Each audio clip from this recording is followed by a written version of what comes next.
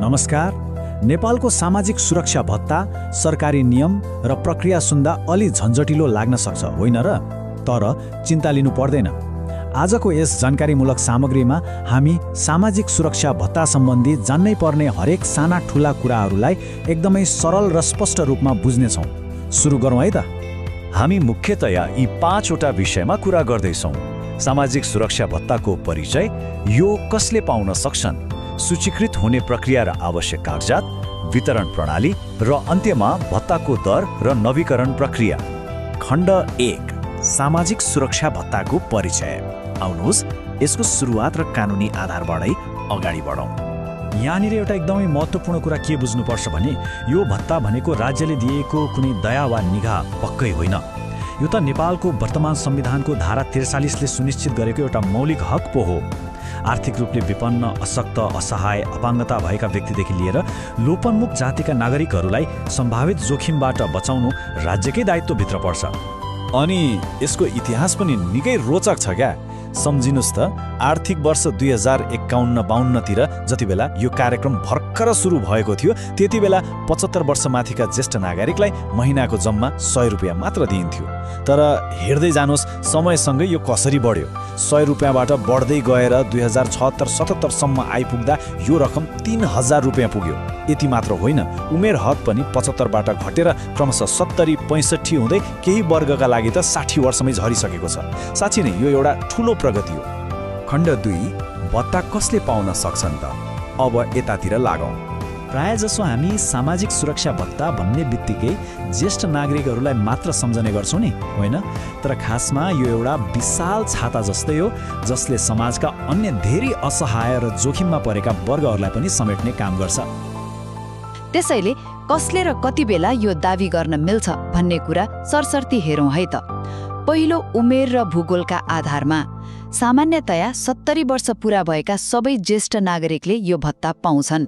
तर कर्णालीका नागरिक र दलित समुदायको हकमा भने नि 60 वर्ष पुगेपछि नै यो सुविधा पाइन्छ। दोस्रो, महिला, अशक्त र लोपोन्मुख वर्ग। यसमा 60 वर्ष पुगेका एकल वा सम्बन्ध विच्छेद भएका महिलाहरू पर्छन्। अनि जुनसुकै उमेरका विधवा, क र ख वर्गका अपाङ्गता भएका व्यक्ति र राज्यले पहिचान गरेका लोपोन्मुख आदिवासी जनजातिलाई पनि यसले समेट्छ। अन्तमा बालबालिकाको कुरा गरौँ। दलित परिवारका 5 वर्ष मुनिका, कर्णालीमा बस्ने प्रत्येक परिवारका र विशेष परिस्थितिमा बाबु वा आमा मध्ये एकको मात्र संरक्षकत्वमा रहेका बालबालिकाले यो सुविधा पाउँछन्। तर याद राख्नुहोस् है, एउटा परिवारबाट बढीमा 2 जनाले मात्र। अपाङ्गता भएका बालबालिका भने यसमा पर्छन्।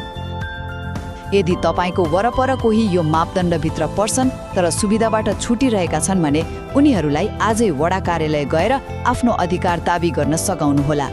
खण्ड 3, सूचीकृत हुने प्रक्रिया र आवश्यक कागजातहरू। अब प्रणालीमा कसरी जोडिने त्यो हेरौँ। यो प्रणालीमा जोडिन मुख्यतया 4 वटा एकदमै सजिला चरणहरू छन्। सुरुमा सम्बन्धित वडा कार्यालयमा गएर दरखास्त दिनुपर्छ। त्यसपछि वडा समितिले तपसिलका विवरणहरू मज्जाले जाँचबुझ गर्छ।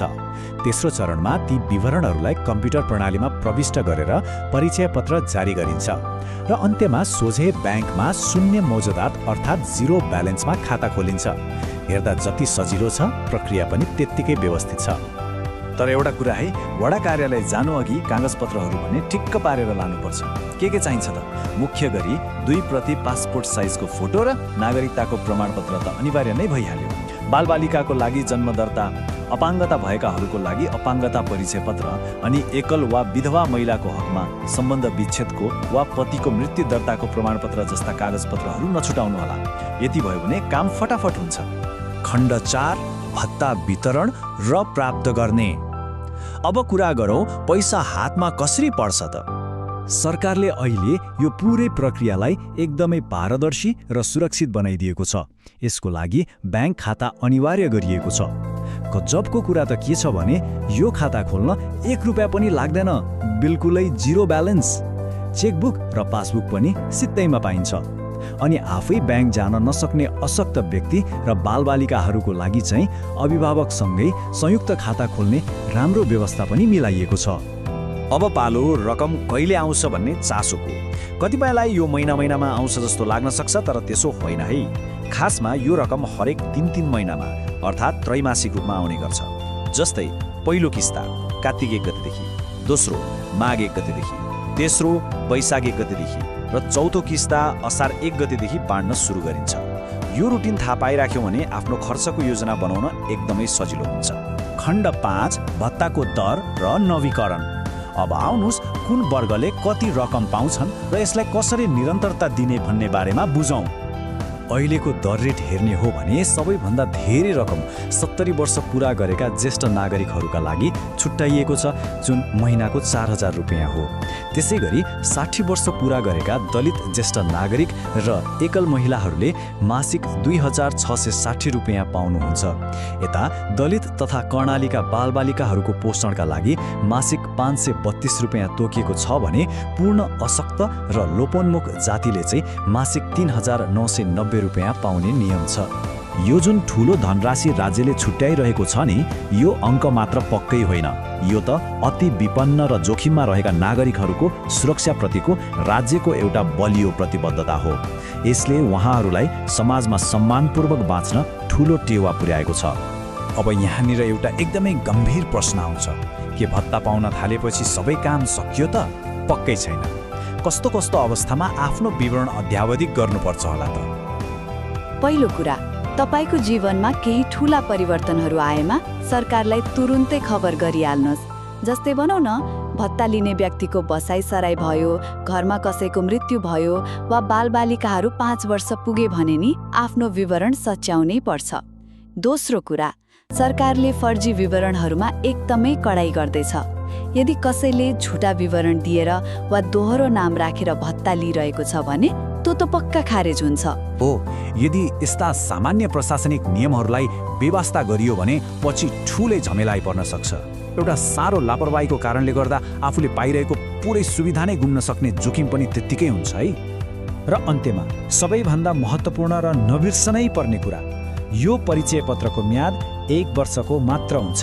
त्यसैले हरेक आर्थिक वर्षको साउन महिनादेखि असोज मसान्तभित्र आफ्नो नवीकरण अनिवार्य रूपमा गरिसक्नुपर्छ।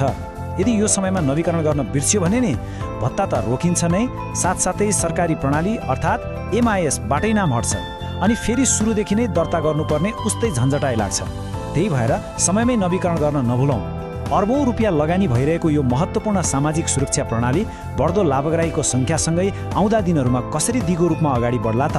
यो पक्कै पनि हामी सबैले गम्भीर भएर सोच्नुपर्ने विषय बनेको छ।